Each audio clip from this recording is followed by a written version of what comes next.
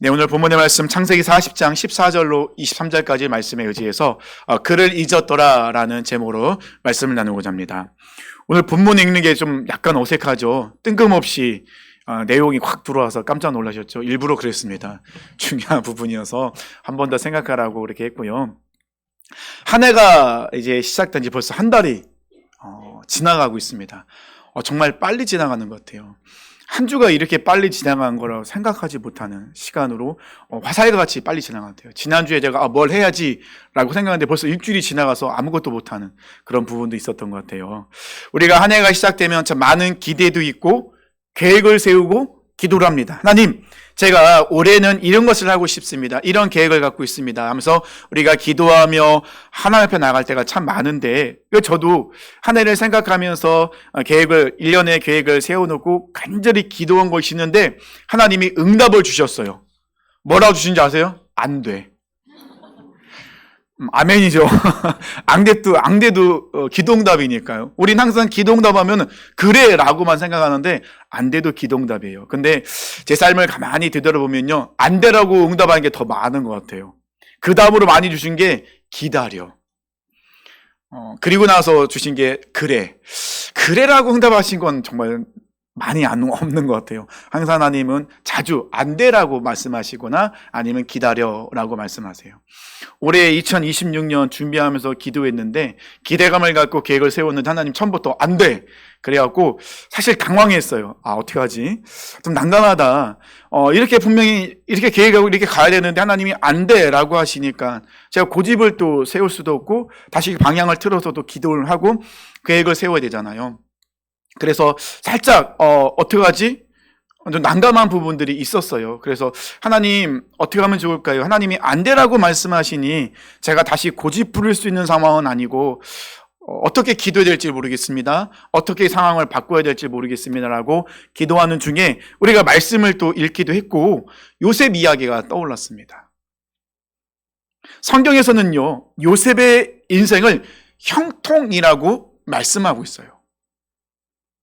요셉은요, 17살까지 아버지와 함께 지내는 그 삶을 보면요, 우리가 보통 생각하는 형통의 모습이 보여요. 잘 됩니다. 부유한 집에서 아버지의 사랑을 받고 있습니다. 특별히 아버지가 더 요셉을 사랑하고 있죠. 많은 종들이 있고요. 요셉은 걱정 근심이 없는 것 같습니다. 그래서 그 17가지의 요셉의 그 모습을 보면 우리가 보통 생각하고 기도하는 형통의 모습을 살아가는 것 같아요. 그런 삶을 사는 것 같아요.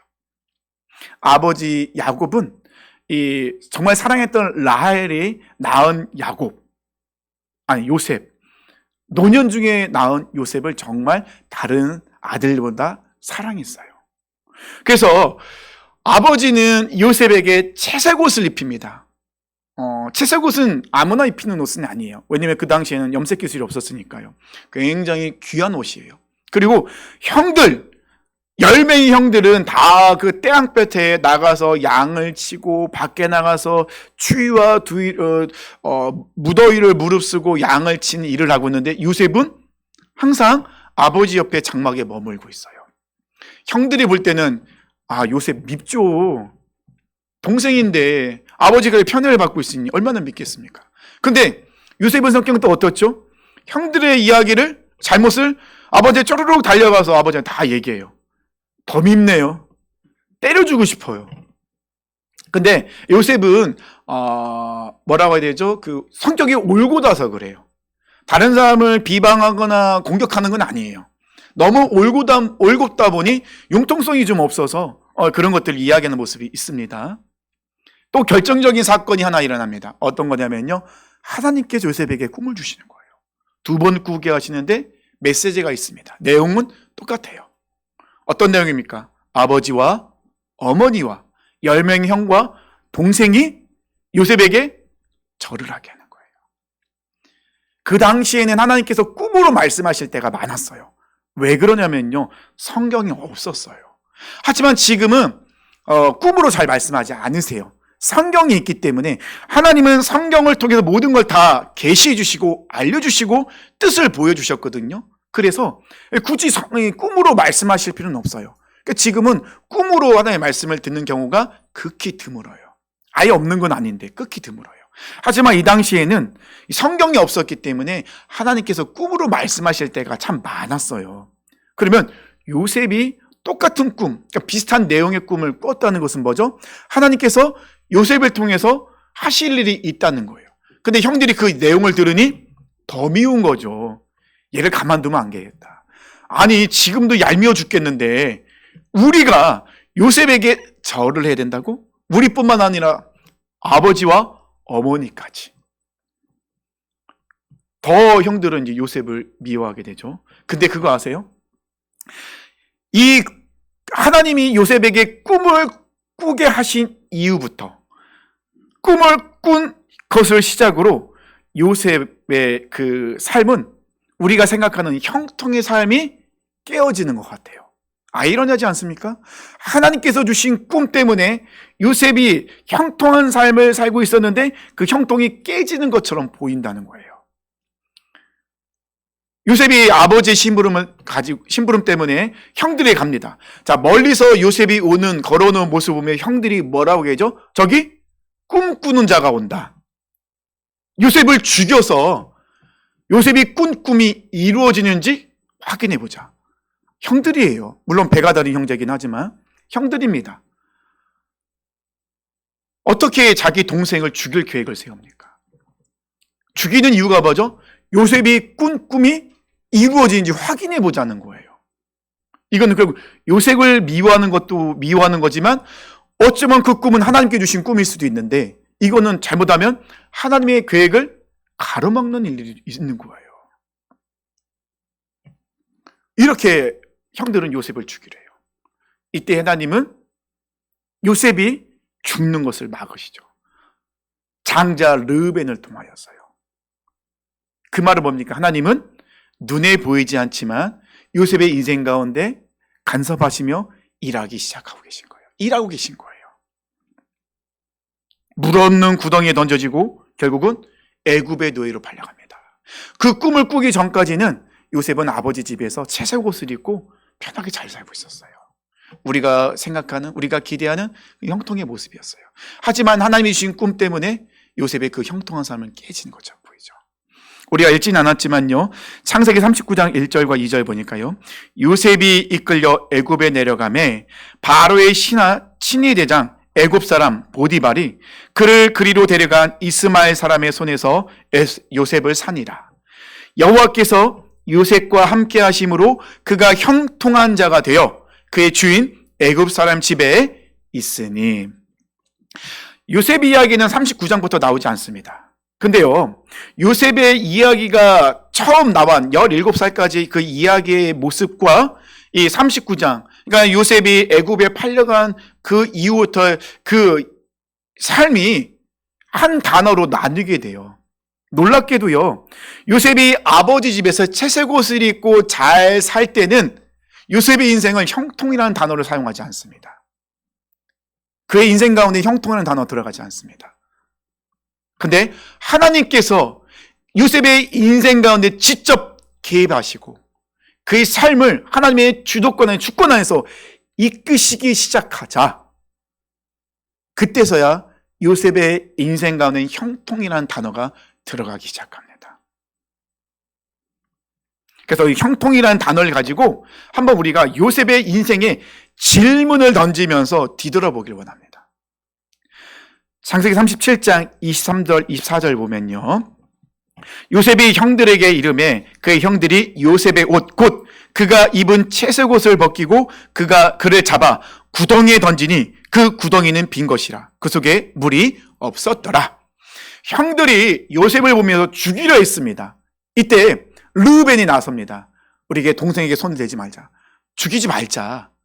그래서 그 형들이 선택한 것이 무엇입니까? 요셉을 구덩이에 던지는 거예요. 근데 이 구덩이는요, 우리가 그냥 보통 생각하는 얕은 그런 웅덩이가 아니에요. 이 구덩이의 원어는 우물입니다. 깊은 우물입니다. 이 중동 지방에는요, 비가 오지 않잖아요. 항상 건기가 많잖아요. 근데 비가 올 때가 있어요. 그러면 비가 올 때 빗물을 가둬두기 위해서 우물을 팝니다. 깊게 팝니다. 그러니까 우물은 바닥에서 물을 이렇게 끄집어내기엔 쥐어스를 끄집어내는 것이 아니라 비가 내렸을 때 물을 가두기 위한 그런 웅덩이에요. 깊게 팝니다. 입구는 좁아요. 근데 밑에 내려갈수록 덜 버져요. 그러면서 이 빗물이 스며들지 않도록 이게 돌로 쌉니다. 그러면 미끄러워요. 우물에 빠지면, 이 구덩이에 빠지면 나올 수 없어요. 그 영화 같은 데 보면은 깊은 곳에 빠지잖아요. 그런 거예요. 누군가가 도와주지 않으면 나올 수 없습니다. 그러면 이 구덩이에 빠진다는 것은 물이 있으면 익사해 죽는 거고요. 물이 없으면 태양볕에 아니면 목말라 죽게 되는 거예요. 그러면 요셉은 구덩이에 빠졌다는 것은 결국 죽을 수밖에 없는 상황에 놓여 있다는 것입니다. 자, 그러면 여기서 생각해 봤으면 좋겠습니다. 지금 형들은 요셉을 죽이려 했어요. 근데 하나님께서는 르우벤을 통해서 그걸 간섭하게 하십니다.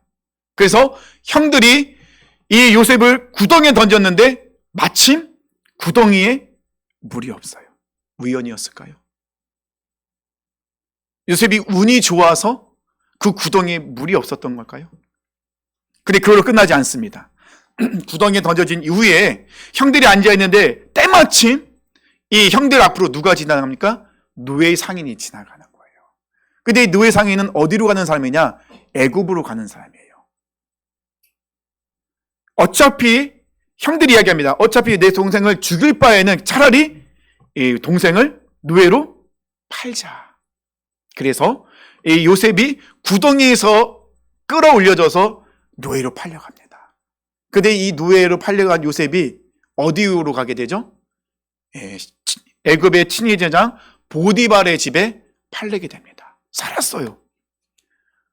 요셉이 운이 좋은 걸까요? 요셉이 운이 좋았기 때문에 우연히 그 앞에 이 노예 상인이 지나간 것일까요? 아니죠. 하나님의 일하심이라는 것입니다.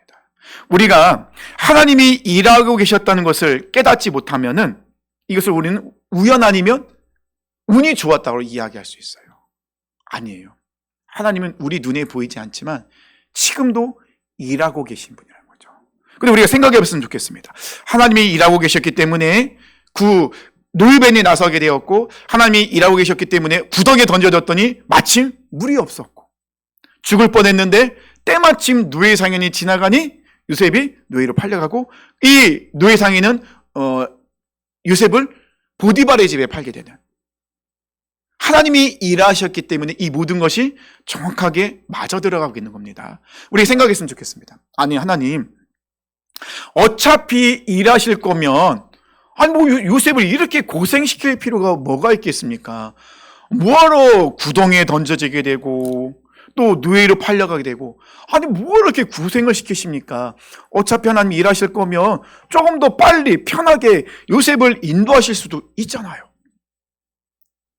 한 청년이 저에게 질문한 게 있어요. 어떤 질문이었냐면요, 목사님, 하나님은 전지하신 분이시죠? 맞아요. 하나님은 전지하시기 때문에, 전지하다는 건 뭐죠? 모든 걸 다 알고 계신 분이에요. 그러면 하나님은 우리의 필요한 것도 알고 계시고, 하나님은 우리의 인생도 어떻게 될지를 알고 계신 분이라면, 어차피 하나님께서는 우리의 필요한 것과 우리가 어떻게 될지 다 알고 계셔서 하나님의 계획대로 이끌어 가신 분이라 한다면 굳이 기도할 필요가 있을까요? 어차피 우리의 필요한 건 다 알고 계신데 내가 기도하지 않아도 하나님은 알고 계시고, 내가 기도하지 않아도 하나님께서는 가장 좋은 길로 선한 길로 우리 인도하실 텐데 굳이 우리가 그렇게 금식도 하며 작정도 하며 그렇게 새벽에 일찍 나와서 밤늦게 차려하면서 기도할 필요가 있을까요? 이 질문은 정말 중요한 질문이에요. 제가 자주 말씀드리죠. 신앙생활은요, 질문이 있어야 된다고요. 질문 없는 신앙생활은 성장이 없어요. 우리가 우리 신앙에 대해서 질문할 때 유치한 질문 없어요. 질문은 다 중요해요. 근데 우리는 잠깐 오해하죠. 이렇게 유치한 질문, 이런 질문을 내가 목사로서 해도 될까? 목사라도 유치한 질문 나와요. 질문 안 하는 게 더 문제인 거예요. 질문은 하는 건 중요합니다. 하나님은 요셉을 총리로 세우시기로 계획을 세우셨어요. 그 총리를 요셉을 통하여서 이스라엘을 만드시잖아요. 그러면 어차피 총리로 세우기로 계획하셨다면 굳이 이렇게까지 하실 필요가 뭐가 있어요? 그냥 뚝 떼어다가 애고 총리로 딱 세우시면 되잖아요. 바로에게 명령하셔서 자 요셉을 총리로 세워.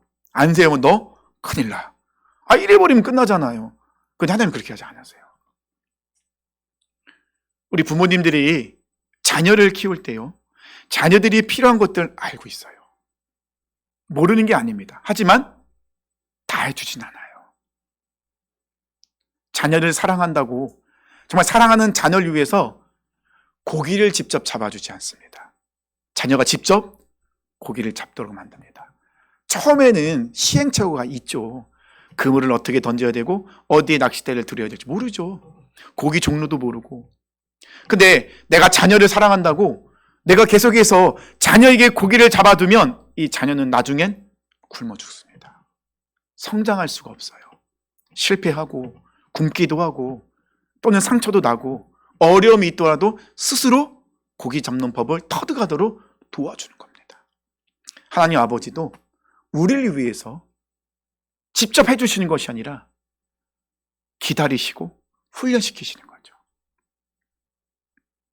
형통은요, 하나님께서 개입하셔서 그를 강하게 훈련시키시는 거예요.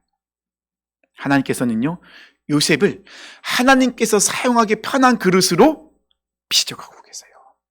그런데 요셉의 모습에는 깨어져야 될 게 너무 많아요. 요셉의 그 성격, 가치관, 습관, 혈기, 이런 것들이 요셉에 많거든요. 그런 것들이 하나님께 쓰임받고자 방해돼요. 하나님께서는 그래서 하나하나 남김없이 완벽하게 부서뜨리십니다. 요셉이라는 그릇을 깨셔야만 해요. 그리고 하나님께서 사용하기 편한 그릇으로 다시 만드십니다. 빚으십니다. 그리고는 요셉이라는 인생의 그릇에 하나님의 뜻을 담아 그것을 이루시고 계시죠. 그래서 형통이라는 단어가 나왔을 때 그 앞에 한 문장이 더 나와요. 본문 말씀 보면 나오죠. 무슨 문장이 나오죠? 여호와께서 요셉과 함께 하심으로. 하나님께서 요셉과 함께 하기 때문에 그 인생은 형통한 인생이라는 거예요. 그런데 여기서 원어적으로 볼 때 이 함께는요, with라는 단어 영어를 쓰고 있는데 이 원어적으로는요, 같이 가는 게 아닙니다. 여기서 함께라는 것은요, 하나님이 주도권을 가지고 요셉의 인생을 이끌고 계신 거예요. 이것이 바로 오늘 본문의 형통 전에 나와 있는 하나님이 함께 하심의 그 함께라는 단어의 뜻이에요. 하나님과 요셉이 같은 위치에서 가는 것이 아니라 하나님이 요셉의 인생의 주도권을 가지고 그 인생을 이끌고 계십니다. 그러니 훈련의 방법과 방향과 시간은 요셉에게 있는 것이 아니라 누구에게 있죠? 하나님께 있는 거예요. 내가 원하는 때에 훈련이 끝나는 게 아닙니다. 내가 원하는 훈련을 받는 것도 아닙니다. 방향도 내가 원하는 방향이 아니에요. 철저하게 하나님께서 원하시는 방향과 방법과 시간이라는 것입니다. 하나님께서 함께 하시다 보니까요, 이 요셉 주변의 사람들이 요셉을 인정하기 시작하는 거예요. 그 우리는 생각할 수 있습니다. 노예로 팔려갔지만 이 보디발이 이 요셉을 너무 믿고 있는 거예요. 그래서 요셉에게 아무것도 손은 대지 않아요. 딱 자기 아내 빼고는. 요셉에게 모든 맡깁니다. 우와, 정말로 그 인생이 형통하네? 일이 술술 잘 풀리네? 근데 아니죠. 요셉에게 또 다른 문제가 찾아옵니다. 어떤 문제죠? 보디발의 아내 때문에 요셉이 성추행범으로 몰려서 감옥에 가게 돼요. 39장 23절에 보니까요, 간수장은 그의 손이 맡긴 것을 무엇이든지 살펴보지 아니하였으니 이는 여호와께서 요셉과 함께 하심이라 여호와께서 그를 범사에 형통하게 하셨더라. 장소와 이 상황이 바뀌었을 뿐이지 똑같이 나옵니다. 뭐라고요? 여호와께서 요셉과 함께 하심으로 요셉이 형통하더라. 바꿔 얘기하면요, 하나님은 요셉이 감옥에 갔지만 그 감옥에서도 하나님은 요셉과 함께 하시더라는 거예요. 근데 여기서 우리가 생각해 볼 것이 있습니다. 질문이 또 있다는 것입니다. 자, 우리가 생각해 봤을 때 보디발의 아내가 요셉에게 성추행을 당했다고 지금 보디발의 아내가 외쳤습니다. 요셉은 노예예요. 노예는 그 당시 인간 취급받지 사람 취급받지 못합니다. 물건 취급받아요. 노예가 내 아내를 성추행했어요. 자, 그러면 어떻게 하시겠습니까? 죽이죠. 재판도 필요 없어요. 감히 노예가 주인의 아내를 성추행해요? 있을 수 없는 일이에요. 그럼 어떻게 해요? 죽이는 거예요. 근데 놀랍게도 보디발은요, 요셉을 죽이지 않아요. 그리고 이 요셉을 어디로 보내죠? 보디발의 집에 있는 왕과 관련되어 있는 죄수들, 즉 정치범들이 갇히는 감옥에 가둬요. 보디발은 요셉을 믿고 있었어요. 바꿔 얘기하면요, 아내가 의심스러운 거죠. 근데 아내가 의심스럽지만 만약에 요셉을 징계하지 않으면 진짜 내 아내는 이상한 사람이 되는 거예요. 어쩔 수 없이 요셉을 감옥에 가둬요. 죽일 수는 없어요. 왜냐하면 요셉을 믿기 때문에. 그래서 요셉을 어디로 보내죠? 정치범들이, 즉 고위 관리들이 갇히는 감옥에 갑니다. 우연이었을까요? 감옥에 갇히는 것이 일반 감옥이 아니에요. 그 감옥에는 누가 와요? 정치인들, 고위 관리들이 오는 감옥입니다. 우연히 요셉이 그곳에 갇히게 되었을까요? 아니죠. 하나님이 그와 함께 하시기 때문에 하나님의 일하심 속에서 요셉은 정치범들이 갇히는 감옥에 갇혀요. 사실 요셉 입장에는 답답합니다. 억울합니다. 아니, 하나님께서 함께 하신데 왜 뭔가 인생이 잘 풀릴 것 같은 상황 속에 갑자기 울퉁불퉁한 길을 만나게 돼요. 불편합니다. 억울합니다. 답답합니다. 근데 놀랍게도 하나님께서 요셉의 그 발걸음, 인생의 길을 가만히 보면은 정말 가장 선하고 좋은 길이었어요. 근데 요셉의 입장에서는 이해가 되지 않죠. 이 상황이 용납되지 않는 부분이죠. 자, 오늘 본문에 보니까요, 요셉이 그 감옥에서 누구를 만나게 되죠? 술 맡은 관원장과 떡 굽는 관원장을 만납니다. 이 두 사람은요, 바로왕의 측근이에요. 술 맡은 관원장이 하는 일은 뭐냐면 술을 만들고요, 이 바로가 술을 먹기 전에 가장 먼저 술 맡은 관원장이 술을 먹습니다. 술에 독이 있는지 없는지 확인해요. 떡 굽는 관원장은요, 바로의 음식을 준비하는 사람입니다. 그리고 기미상궁이라고 하죠. 떡을 먼저 먹어봐요. 이 음식에 독이 있나 없나.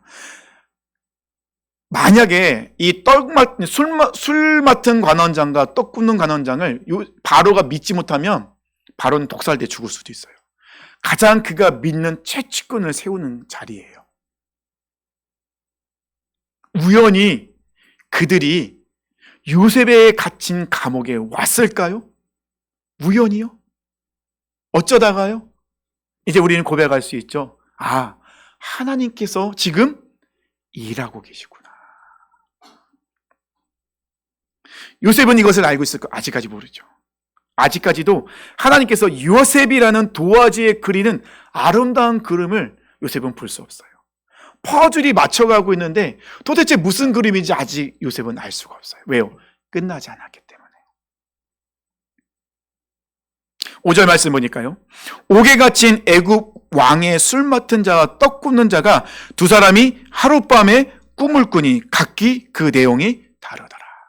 저는 5절 말씀을 통해서 하나님이 정말로 정확하신 분이구나. 어떤 단어를 보면 알 수 있습니까? 꿈을 보면 알 수 있어요.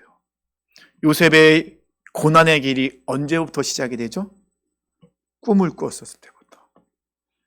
요셉의 그 길의 형통이라는 단어는 요셉이 하나님이 주신 꿈을 꾸기 시작해서부터 시작이 됩니다. 근데 놀랍게도 이 두 관원장은 꿈을 꿉니다. 이 꿈은 어디까지 이어지게 되죠? 바로왕까지 이어지게 돼요. 이 꿈 때문에 결국 요셉은 어디에 올라가게 됩니까? 애굽의 총리까지. 하나님은 실수하지 않으시잖아요. 꿈을 계속해서 하나님이 이어가고 계세요. 중간중간 이 꿈을 통해서 요셉을 세우고 계십니다.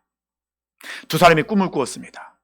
근데 꿈을 꿨는데 분명히 메시지가 있는 꿈이에요. 지금 이들은 감옥에 갇혔잖아요. 바로왕에게 지금 밉보여서요. 두렵습니다. 그런데 메시지가 있는 꿈인데 해석을 할 수가 없는 거예요. 분명히 꿈이 생각나고 메시지가 있는데 도대체 무슨 내용일까? 너무 두려운 거예요. 이때 이제 요셉이 와서 이 사람들과 이야기합니다. 8절입니다. 그들이 그에게 이르되 우리가 꿈을 꾸었으나 이를 해석할 자가 없도다. 요셉이 그들에게 이르되 해석은 하나님께 있지 아니하니까 청하건대 내게 이루소서. 자, 이 사람들이 요셉을 만날 수 있는 이 감옥, 이 두 사람은 도망갈 데도 없습니다. 그 누구에게 도움을 요청할 수 없어요. 근데 이 사람을 도와줄 수 있는 사람 딱 한 사람이 누구죠? 요셉입니다. 이때 요셉은 분명히 고백을 합니다. 어떤 고백을 하죠? 꿈은 하나님이 해석하는 것입니다. 사실 요셉이 우리가 계속 형통해서 이해하고 있잖아요. 죄인이 형통해봤자 그 인생이 얼마나 형통하겠습니까? 감옥에 갇힌 자가 형통해봤자 뭐 얼마나 형통할 수 있겠습니까? 그런데 요셉은요, 그의 인생을 가만히 보십시오. 꿈을 꾼 이후로부터 고난의 길이 시작되죠. 죽을 뻔합니다. 노예로 팔려갑니다. 억울해서 감옥에 갇힙니다. 근데 요셉의 모습 속에는요, 사람과 하나님을 원망하지 않아요. 두 관원장이 꿈을 꿨을 때 요셉은 분명히 이야기합니다. 뭐라고요? 하나님이 그 꿈을 해석하십니다.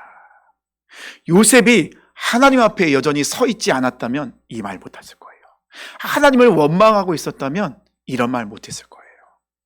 하나님 나에게 꿈을 주셨고 이 꿈 때문에 내가 지금 여기까지 왔는데 이렇게 원망하고 있었다면 그 결정적인 순간에 요셉이 하나님을 드러낼 수 있었을까요? 요셉은 계속해서 깨어지고 낮아지면서 결국은 하나님을 드러내게 됩니다. 요셉이 이제 꿈을 해석해 주죠. 그 꿈을 해석할 때 술 맡은 관원장에게 이야기합니다. 당신은 복직될 것입니다. 그러면서 요셉의 간절한 소원을 하나 얘기하죠. 14절입니다. 당신이 잘 되시거든. 나를 생각하고 내게 은혜를 베풀어서 내 사정을 바로에게 하래요. 이 집에서 나를 건져 주소서. 나는 히브리 땅에 끌려온 자요. 여기서도 옥에 갇힐 만한 일을 행하지 아니하였나이다. 저 같아도 요셉과 같이 착각했을 것 같아요. 오! 하나님께서 이 술 맡은 관원장을 통해서 나를 감옥에서 벗어나게 하시는구나. 이렇게 생각했을 것 같아요. 그렇게 충분히 오해할 만하죠. 근데 하나님은 생각이 달랐어요. 여기서 우리가 한 가지 알아야 될 게 뭔지 아세요? 하나님의 시각과 우리 시각은 다르다예요. 우리는 눈에 보이는 앞에 펼쳐진 것만 바라봐요. 우리의 시각은 편협할 수밖에 없어요. 하지만 우리 하나님은요, 광대하십니다. 모든 걸 다 꿰뚫고 보시죠. 그럼 우리는 내 시각으로 바라보면 실수할 수밖에 없어요. 우리는 하나님의 시각을 가져야 되는 거예요. 하나님의 시각, 하나님의 생각은 다릅니다. 하나님은 여전히 하나님이 아닌 결정적인 순간에 사람을 의지하고 붙잡고 있는 그 것까지도 완전히 비우기를 원하시는 거예요. 23절 말씀 보십시오. 술 맡은 관원장이 요셉을 기억하지 못하고 그를 잊었더라. 요셉이 잊혀진 것이 형통한 복이에요. 이해는 안 되시죠? 아니, 어떻게 잊혀진 것이 형통한 복입니까? 만약에 술 맡은 관원장이 요셉을 기억하고 있었다면 요셉은 억울함에서 풀려나서 고향으로 돌아갈 수도 있는 거잖아요. 근데 어떻게 잊어지는 것이 형통한 복이 될 수 있습니까? 근데 우리는 요셉의 결말을 알고 있어요. 만약에 술 맡은 관원장이 요셉을 잊지 않았다면 요셉은 바로왕 앞에 설 수 없습니다. 우린 결말을 알고 있으니까요. 술 맡은 관원장이 요셉을 잊었기 때문에 요셉이 바로왕 앞에 설 수 있고 총리의 길까지 갑니다. 잊혀졌다는 것은요, 하나님께서 요셉이 마지막으로 붙들고 있는 그 모든 것을 내려놓게 만든 도구였어요. 방법이었습니다. 요셉이 사람을 의지하고 있는 그때 그 모든 것을 다 잊어버리게 만듦으로 인하여서 요셉은 여전히 누구를 붙들어야 된다고, 누구를 바라보게 만들어야 된다고요? 하나님을. 내가 사람을 의지하고 있었지만 사람이 나를 구원할 수 있는 것은 아니구나. 여전히 내가 바라보고 붙들어야 될 분은 하나님이시구나. 그를 잊었더라. 사람에게 잊혀진 순간이 하나님의 시계에서 멈춤의 시간이 아니라는 거예요. 우리 하나님이 신실하신 분입니다. 하나님은 실수하지 아니하시는 분이세요. 사람은 잊혀진 것 같이 보이지만 하나님은 그때도 요셉을 위해서 일하고 계십니다. 사람에게 잊혀지는 거 괜찮아요. 하지만 하나님께 잊혀지면 큰일 납니다. 대형 대나무가 있습니다. 이 대형 대나무는요, 키가 20m까지 올라간대요. 근데 놀랍게도요, 이 대형 대나무는 이 땅 밑에서 순이 올라오면 그때부터 하루에 막 30cm씩 자라게 된대요. 그러면 한두 달 사이에 키가 20m까지 커진대요. 근데 이 대형 대나무는요, 이 땅에 심겨진 순간 땅 밑에서 3년에서 5년의 시간이 지나야지만이 이 바깥으로 나올 수 있대요. 그러니까 5년 동안 이 대나무는 땅 밑에서 뿌리를 내는 작업을 하고 있는 거예요. 근데 그럼 바깥에서는, 땅 위에서는요, 대나무가 죽었나? 아무 일도 안 일어나고 있네. 어느 순간 시간이 되어서 이 땅 위로 올라오면 그때부터 성장은 폭발적으로 일어난다는 것입니다. 요셉의 감옥의 시간도 바로 이런 시간이었어요. 겉으로 보기에는 요셉은 하나님이 함께 하신 것 같이 보이지 않아요. 사람에게 잊혀지고 하나님께 잊혀진 것처럼 보여요. 하지만 하나님은 땅 속에서 요셉을 위해서 이 모든 것을 다 준비하고 계셨어요. 요셉이 준비한 것이 아니라 누가 준비하셨다고요? 하나님께서. 잊게 하신 분도 하나님이시고 기억나게 하신 분도 하나님이십니다. 하나님이 침묵하는 것처럼 느껴질 때에도 하나님의 섭리는 단 한 번도 멈춘 적이 없으십니다. 성경에서 말하는 형통은요, 내 인생이 잘 풀리는 게 아니에요. 성경에서 말하는 형통은요, 하나님의 뜻이 나를 통하여 막히지 않고 진행되어 완성되는 것. 이것이 바로 성경에서 말하는 형통입니다. 근데 우리는 자꾸 형통을 세상적인 관점으로 바라보고 있죠. 그래서 하나님께서는 요셉의 17살까지의 나이에서 형통이라는 단어 쓰지 않습니다. 하나님께서 하나님의 뜻을 가지고 요셉의 인생 가운데 막히지 않고 일을 진행하면서 그것을 이루시는 그 모습, 그래서 하나님의 훈련이 시작되자 형통이라는 단어를 요셉의 인생 가운데 사용하고 계십니다. 요셉은 노예였습니다. 감옥에 갇혔습니다. 근데 요셉은 노예에 있을 때도 감옥에 있을 때도 형통했어요.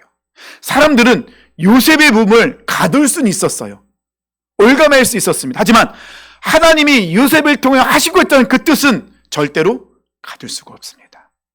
하나님이 일하시기 때문에 그 누구도 막을 수가 없습니다. 그래서 요셉의 인생을 형통하였더라라고 성경에서는 말하고 있는 겁니다.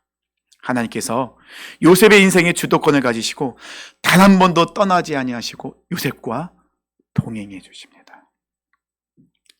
그럼 요셉만 특별한가요? 하나님이 요셉에게만 그런 형통한 삶을 하게 주셨나요? 아니죠. 우리하고 똑같이 우리에게도 찾아오셔서 우리 인생을 이끌고 계십니다. 우리를 요셉처럼 하나님이 사용하기 쉬운 그릇으로 우리를 빚으십니다. 그러려면 깨어져야 돼요. 부서져야 됩니다. 안 부서지려고 고집을 부리면 부릴수록 저만 힘들어요. 우리만 힘듭니다. 하나님은 지금도 우리와 함께 하시며 동행하시며 우리 삶을 형통케 하시려 하십니다. 하나님께 지금 잠잠하신가요? 하나님께서 나를 잊으신 것처럼 그렇게 느껴지십니까? 이 세상에 나만 혼자 남겨진 것 같고, 나만 혼자 이런 어려움을 당하고, 나만 혼자 고난을 당하고 있고, 도저히 탈출구가 없는 그런 여러 가지 문제 속에서 하나님은 내 삶에 간섭하지 아니하시고 나를 버린 것처럼 보이십니까? 하나님은 지금도 우리를 위해서 일하고 계십니다. 우리가 보지 못하고 듣지 못할 뿐이지.